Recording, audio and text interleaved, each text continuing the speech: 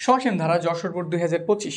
আমরা আজকে তোমাদের গণিতের 13 অধ্যায় ধারার যশোর বোর্ডে আসা এই 3 নম্বর প্রশ্নের সমাধান করব। তো এখানে আমরা প্রশ্ন তুলে নিয়েছি, যদি আমরা ক নাম্বারটার দিকে তাকাই, এটা আমাদের উদ্দীপক রিলেটেড কিছুই না, জাস্ট একটা ধারা দিয়ে দিচ্ছে, ধারাটির কোন পদ 353 তা নির্ণয় করতে বলছে। তো কাজ শুরু করি।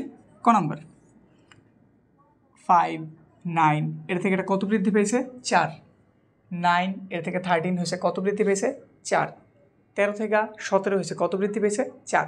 তাহলে বোঝায় যে এটা আমাদের একটা কি সমান্তর ধারা। তো লিখি প্রথমে, দেওয়া আছে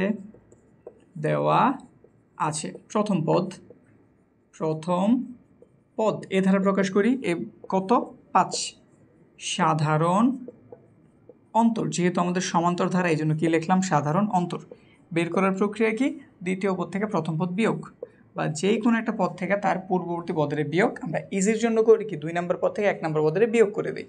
তাহলে পাওয়া গেল 4। এখন আমাদের কাছে প্রশ্নটা কি জানতে চেয়েছে? দেখো, এটা হচ্ছে আমাদের প্রথম পদ, মান হইতেছে 5। এটা আমাদের 2 নম্বর পদ, মান হইতেছে 9। এটা আমাদের 4 নম্বর পদ, মান হইতেছে 17। একইভাবে এই 353 হয়েছে আমাদের একটা মান। 353 আমাদের একটা মান। সে আসলে কত নাম্বার পদ এটা আমাদের বের করতে বলছে। প্রশ্ন কি বুঝছি? যেমন এইখানে 17 হয়েছে মান, সে কয় নাম্বার পদ? 1, 2, 3, 4 বের করতে পারছি। একইভাবে এই 353 হইতেছে একটা মান, সে কত নাম্বার পদে আছে। এভাবে আগাইলে কয় নাম্বারে আমি তারে পামু, ওই জিনিসটা আমাদের কাছে জানতে চেয়েছে। তো কাজ শুরু করি। এটা তাহলে এনতম পদ দিয়ে লিখে নিলাম। এনতম পদের মান কত? 353। এখানে কোনো সমষ্টির প্রয়োজন নাই, প্রয়োজন এনতম পদের। এজন্য আমরা সূত্রকে নিতেছি এনতম পদের। তো লিখতেছি আমরা জানি আমরা আসলে কি জানি? আমরা এনতম পদের সূত্র জানি। এনতম পদের মান যেহেতু আমাদের সমান্তর ধারার সূত্র কি? a প্লাস এর n-1 ইন্টু ডি। এটাও এনতম পদের মান, এটাও এনতম পদের মান। প্রশ্ন মতে তারা কেমন? সমান। তো এখানটাতেই লেখো প্রশ্ন মতে a প্লাস এর n-1 ইন্টু ডি মান কত? 353। এইখানে তোমার এর মান জানা আছে, এর মান কত? 5। n-1 তোমার ডি এর মান জানা আছে, ডি এর মান কত? 4। এখানে আছে 353। এরপরে লিখলাম আমরা 5 প্লাসের 4 ধারে এটার গুণ করছি, 4n হইল, প্লাসে মাইনাসে -4 হইল, ওই পাশে 353। 4n লিখলাম, 5টা থেকে 4টা চলে গেছে, একটা রয়েছে, ওই পাশে আছে 353 লিখলাম আমরা 4n। 1 এই পাশে প্লাস, ওই পাশে গেলে কী হয়ে যাব? মাইনাস। তাহলে কী পাওয়া গেল? 4n = 352। আমাদের কারে প্রয়োজন? n এর প্রয়োজন। তাহলে 4 এই পাশে গুণ আছে, ওই পাশে গেলে কী হয়ে যাব? ভাগ। তো 4 ধারা একটু ভাগ দিই, দেখি কত হয়। 3, 5, 2 ভাগ হইতেছে 4 ধারা। 4-এর নামটা পড়ি। 4 5 20, 4 6 24, 4 7 28, 4 8 32। তুমি ক্যালকুলেটার ইউজ করে নেবে, এভাবে টাইম নষ্ট করার কোনো প্রয়োজন নাই। 2 আছে 5 হইব 3 হইলে, এখানটাতে কত? 32। 4 8 32। তো কত পাওয়া গেছে? 88। তাহলে বোঝাই গেল যদি আমি এইভাবে আগাইতে 1 2 3 4 5 6 7 8 করতে করতে যদি 88 নাম্বার পদে চাইতে পারি, তাহলে আমাদের মান কত পাওয়া যাব? 353। ক্লিয়ার? বুঝছি। এবার তাহলে খ নম্বরটার দিকে তাকাও। খ নম্বরে বই লিখেছে সমান্তর ধারা ব্যবহার করতে হবে। আর সমান্তর ধারা আমাদের কি? উদ্দীপক নাম্বার 1। সমান্তর ধারাটির প্রথম 15টি পদের সমষ্টি নির্ণয় করো। এবার তম পদ হোক, সমষ্টি হোক, যা খুশি তা হোক, আমাদের দরকার এ এর মান আর ডি এর মান। এই দুটো জিনিস জানা থাকলে আমরা সব কিছু বের করতে পারি। তাহলে যে তথ্য আমরা 1 নম্বরে জানছি, এটা ব্যবহার করে আমাদের এ এর মান আর ডি এর মান বের করতে হইব। তো কী কী দেওয়া আছে একটু দেখি। কোনো সমান্তর ধারা 12তম পদের মান দেওয়া আছে, 18তম পদের মান দেওয়া আছে, প্রথম পদ সাধারণত দেওয়া নেই। তাহলে এগুলোর কী করতে হইব? ধরে নিতে হইব। তো লিখতেছি ধরি প্রথম পদ এ সাধারণ অন্তর কি? ডি। আমাদের তম পদ দেওয়া আছে, এগুলো কি তম পদ না? তাহলে আমরা তম পদের সূত্র লিখতেছি। আমরা জানি n-তম পদের মান সূত্রটা আসলে কি? a প্লাস এর n-1 ইন্টু ডি। তোমার কাছে কয়তম পদ বলছে? 12তম। তো লিখে দাও। সুতরাং 12তম পদের মান a প্লাস এর n এর পরিবর্তে 12 বিয়োগ একটা 1 সাথে একটা ডি। তো কত পাওয়া গেল? a প্লাস এর 11d। আবার কততম পদ দেওয়া আছে? এখানে দেওয়া আছে আমাদের 18তম পদ। তো আবার লিখতেছি 18তম পদের মান এ প্লাসের এনের পরিবর্তে 18 বিয়োগ 1 ইন্টু ডি। তো এখানে পাওয়া গেল এ প্লাসের 17 ডি। 12তম পদ এটা, আর 12তম পদের মান কত? 28 না? তো লিখতেছি প্রশ্ন মতে বা শর্ত মতে। প্রশ্ন মতে আমাদের 12তম পদকে এই যেটা এ প্লাসের 11d মান কত? 28। এটা হচ্ছে আমাদের 1 নম্বর সমীকরণ। আবার এটা 18তম পদ এ প্লাসের 17d ইজ ইকুয়াল টু কত দেওয়া? 58।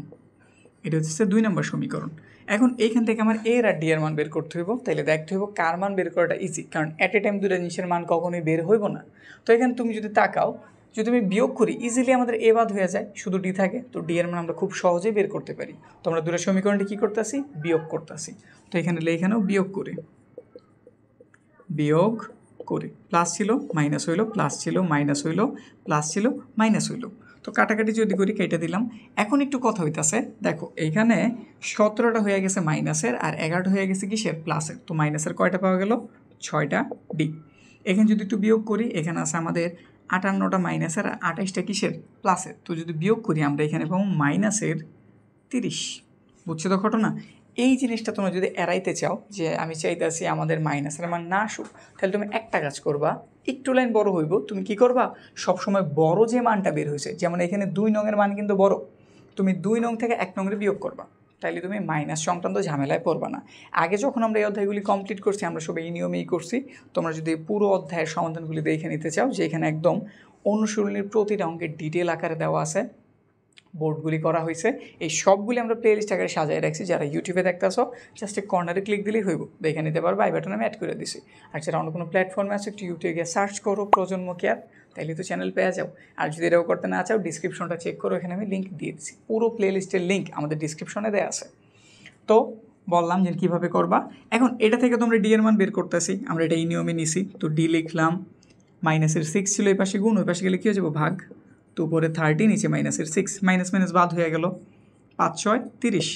ডি এর মান জানা গেল 5। ডি এর মান জানা হয়েছে। এবার এই মান নিয়ে যদি 1 নংয়ে বা 2 নংয়ে বসে আমরা এর মান পাবো। তো এই কাজটাই করি। তো বসাই দিতেছে 1 নংয়েই, 1 নং সমীকরণে ডি এর মান বসিয়ে, 1 নং সমীকরণ এ প্লাসের 11d ইজ ইকুয়াল টু 28।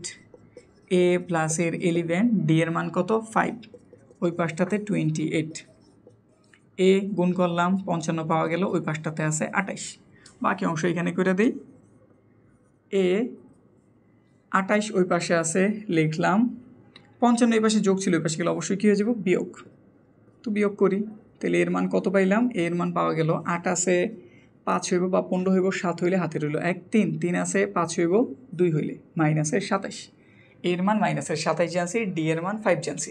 এর মান ডি এর মান জানা হয়ে গেছে। এবার আমি যে কোনো কিছু বের করতে পারি। আমাদের কাছে 15টি পদের সমষ্টি জানতে চেয়েছে। তো আমরা জানি সূত্রটা লিখি। আমরা জানি সমষ্টির সূত্র, প্রথম n সংখ্যক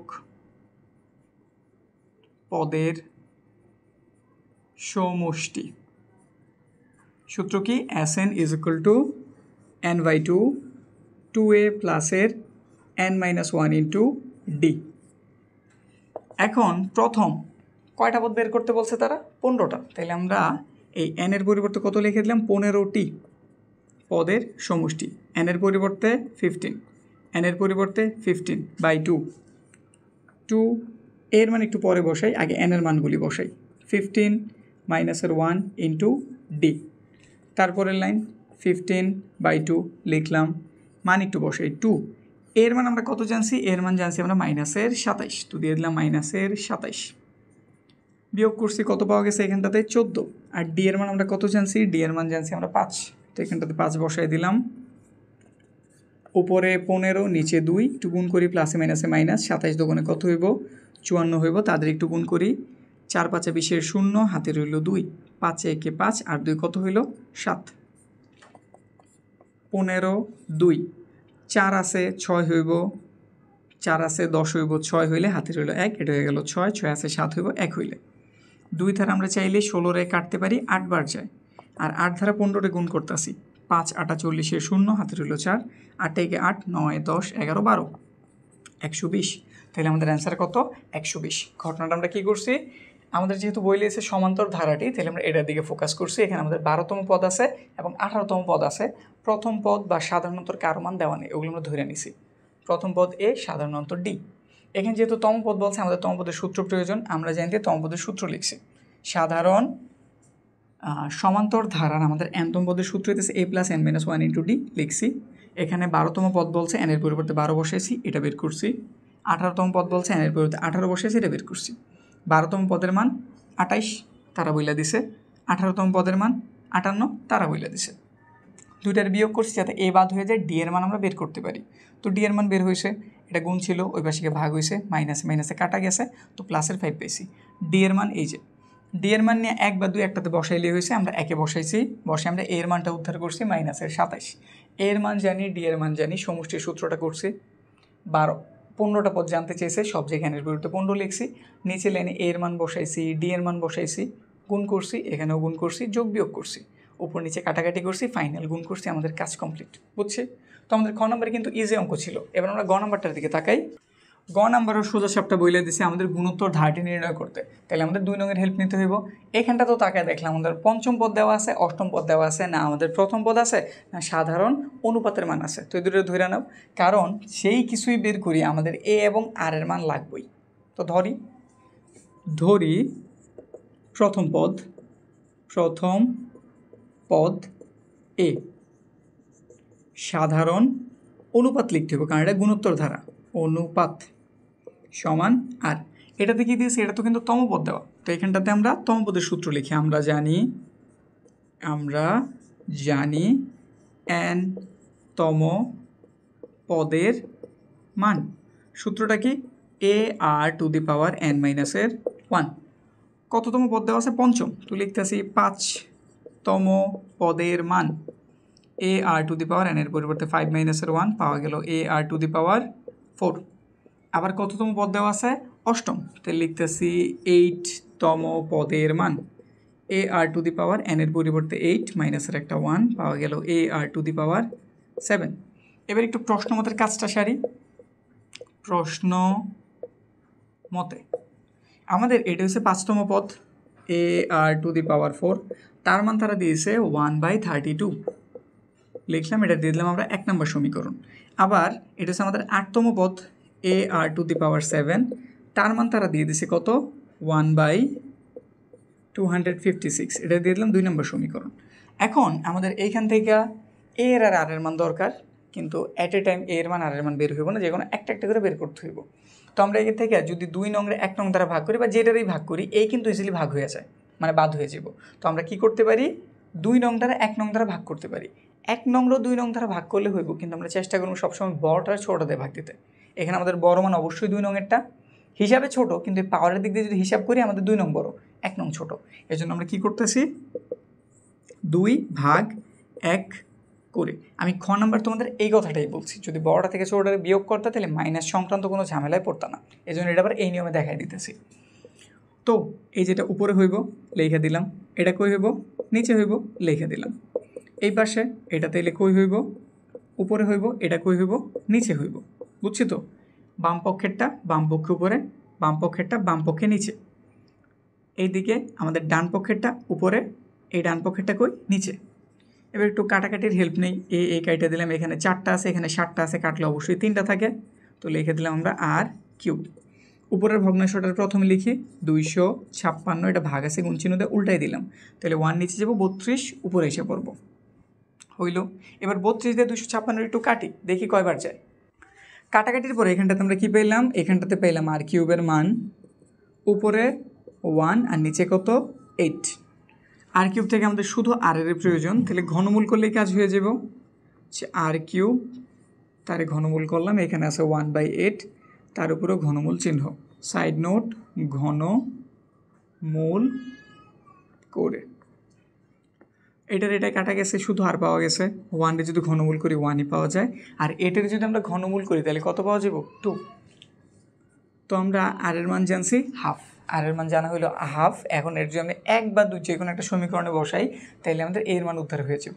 তো আমাদের যেহেতু 1 নম্বর সমীকরণের মানটা একটু ছোটো দেখাচ্ছে, তো আমরা 1 নম্বরেই বসাইতেছি। তুমি যদি 2 নম্বরেও বসাও সেম রেজাল্ট পাইবা, কোনো প্রবলেম নাই। তো লেখো 1 নং সমীকরণে আর এর মান বসিয়ে, আর এর মান বসিয়ে 1 নং সমীকরণ এ R to the power 4 is equal to 1/32। এর মতো এ লিখলাম, আর এর মান হইতেছে হাফ, তার উপরে পাওয়ার টু দি পাওয়ার 4, এই পাশে আছে 1/32। এ লিখলাম, 1 লিখলাম, 2 এর উপর টু দি পাওয়ার 4 আছে, এটা কত? টু দি পাওয়ার 4 মানে 16, এখানে আছে 32। এটা কীভাবে পড়ছে আশা রাখি বুঝছো। 2 এর উপর টু দি পাওয়ার 4, 2 এর উপর টু দি পাওয়ার 4 অর্থ হচ্ছে কত? 16, মানে এটা হচ্ছে আমাদের 4টা 2 এর গুণফল। তুমি ক্যালকুলেটার ব্যবহার করে এটার মানটা বের করে নিবা। এটা এই পাশে আছে ভাগ আকারে, ওই পাশে গেলে কী হয়ে যাবো? গুণ, মানে উপরে চলে যাব। তাহলে জিনিসটা দেখতে কেমন হইব? 16 চলে গেল উপরে, 32 কই নিচে। 16 ধারা এটার কাটলে কয়বার যায়? 2বার। তাহলে এর মান আমরা জানছি ওই হাফই। আমরা আর এর মানও জানছি হাফ, এর মানও জানছি কত? হাফ। এখন আমাদের কাছে কি জানতে চাই হচ্ছে গুণোত্তর ধারাটি নির্ণয় করো। তো ধারা নির্ণয়ের জন্য আমরা দুইটা প্রক্রিয়া ব্যবহার করতে পারি। আমি তোমাদের ইজিটা বলে দিতেছি এবং আরও একটা পদ্ধতি যেটা আছে ওইটা বলে দিতেছি। প্রথমে তোমাদের আমি ইজি পদ্ধতিটার দিকেই নেই। আমরা গুণোত্তর ধারা নির্ণয়ের একটা সূত্র জানি, গুণোত্তর ধারা নির্ণয়, পদ না, গুণোত্তর ধারা। তো এখানে লিখতেছি, সুতরাং গুণোত্তর ধারাটি, গুণোত্তর ধারাটি, ধারাটি একবার এ, তার সাথে একটা আর এর গুণফল, তার সাথে আরেকটা আর এর গুণফল, তার সাথে আরও একটা আর এর গুণফল, এইভাবে শুধু একটা একটা করে আর খালি বাড়তি হতে থাকবে, মানে একটা করে আর গুণ হতে থাকবো। এখানে এ, তার সাথে একটা আর গুণ হয়েছে, এটার সাথে আবার একটা আর এর গুণ হয়েছে, মানে আর স্কোয়ার হয়ে গেছে। এই আর স্কোয়ারের সাথে আরেকটা আর গুণ হয়েছে, আর কিউব হয়েছে, এবার ডট ডট ডট চলতেই থাকবো। তুমি 3টা ঘর কি 4টা ঘর দেখাই দিলে হয়ে যাব। 4টা ঘর দেখানোটাই বেশি ভালো, 3টা ঘর দেখালে হয়ে যাব। তো এখানে আমরা 4টা ঘর নিছি, 1টা 2টা 3টা 4টা। এদের একটু মান বসাই। এর মান জানছি আমরা হাফ, প্লাস এর মান জানছি আমরা হাফ, ইন্টু আর এর মানও কত? হাফ। এর মান জানছি হাফ, আর এর মান কত? হাফ, তার উপর আবার আছে স্কোয়ার। এর মান হাফ, আর এর মান হাফ, তার উপরে আছে কিউব, প্লাস ডট ডট চলতেছে। এটা হাফের মতো হাফ। এদিকে যদি হিসাব করি 2 দুগুণে কত হয়ে গেল? 4 লিখলাম। 1 এর উপর স্কোয়ার মানে 1ই, 2 এর স্কোয়ার কত? 4। এখানে কী চিহ্ন ছিল? গুণ। একটু সাবধানী করে, আমার ভুল হয়েছে। এই যে হাফ লিখছি, এর জন্য গুণ করছি, এটা হয়েছে। এই যে হাফ লিখছি, তাদের মাঝখানে কোন চিহ্ন ছিল? গুণ। এই যে গুণ দিছি। 1 এর স্কোয়ার 1, 2 এর স্কোয়ার 4, প্লাস হাফ লিখলাম, এখানে ইন্টু আছে দিয়ে নিলাম, 1 এর কিউব 1, 2 এর কিউব কত? 8, প্লাস ডট ডট। পরের লাইনে আমাদের কাজ হয়ে যাব। এটা হইতেছে আমাদের 4, কিন্তু এখানে 4 দুগুণে কত হয়ে যাব? 8। এখানে 8 দুগুণে কত হয়ে যাব? 16, plus dot dot dot dot. তো এই হইতেছে আমাদের নির্ণয় ধারাটা। এটা প্রথম পদ, এটা দ্বিতীয় পদ, এটা তৃতীয়, এটা চতুর্থ, এভাবে ডট ডট তুমি আরও পদ বের করতে পারো। এখন তুমি যদি চাও না আমি এভাবে করবো না, আমি অন্য নিয়মে করতে চাইতেছি, তো অন্য নিয়মের জন্য তোমার যেই কাজটা করতে হইব, এখানে কিন্তু অ্যান্সার শেষ। এরপর তুমি যদি চাও যে না আমি এককভাবে প্রথম পদ বের করি, দ্বিতীয় পদ বের করি, তৃতীয় পদ বের করি, এর জন্য নিয়ম হইতেছে এটা। প্রথম পদ অলরেডি তুমি জানো, তো এখানে লেখো প্রথম পদ। প্রথম পদ, প্রথম পদ হইতেছে কত? হাফ। এবার হচ্ছে দ্বিতীয় পদ, দ্বিতীয় পদ, দ্বিতীয় পদ নির্ণয়ের সূত্র কি? এ আর টু দি পাওয়ার 2 মাইনাসের 1 কিন্তু। এনতম পদের সূত্র কি? এ R to the power n মাইনাসের 1। তো আমাদের দ্বিতীয় পদের বেলায় n এর জায়গায় কত হয়ে যাব? 2, মানে তুমি কী পাইবা? এ আর 2 থেকে 1 চলে গেলে কি এটাই পাওয়া যায় না? খেয়াল দিয়ে দেখো, এটা তুমি যা পাইছো, আমরা এখানে সূত্র কিন্তু ওই জিনিসটাই লিখছি। এবার একটু মান বসাও। এর মান হাফ, আর এর মানও কত? হাফ।